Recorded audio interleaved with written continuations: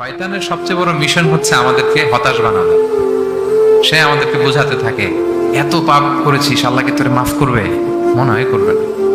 এত পাপ হয়ে গেছে, এত অন্যায় হয়ে গেছে, মনে হয় আল্লাহ আর পাপ করবে, মাফ করবে না। যা হয়েছে হয়েছে, আরেকটু কর, আরেকটু এনজয় করতে থাকে, আরেকটু গা ভাসায় দে পাপের সাগরে। এরকম আপনারে প্রভোগ করতে থাকে সে, আপনাকে আশাবাদী হতে দেয় না যে না, আমি পাপ যতই করি, আমার পাপ যত বড় হোক, আল্লাহর রহমতের দরিয়া তার চাইতেও বড়।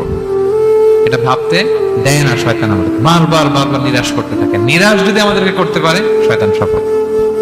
শয়তান সবসময় আমাদেরকে নিরাশ করতে চায়, ভয় দেখায়। তুমি যে এই পাপ করেছো, আল্লাহ তো মাফ করবে না, এত বড় পাপ তো আল্লাহর কাছে ক্ষমা হবে না। So, আমরা যেন আশাবাদী হই, আমরা যেন হতাশার সাগরে ডুবে না যাই, অপটিমিস্টিক যেন হই সম্মানিত ভাইয়েরা। এবং ইউসুফ আলাইহিস সালাম কিন্তু এক্ষেত্রে আমাদের জন্য আদর্শ। তিনি আশাবাদী ছিলেন এবং শেষ পর্যন্ত লড়াই করে গিয়েছেন, নিরাশ হওয়া যায়।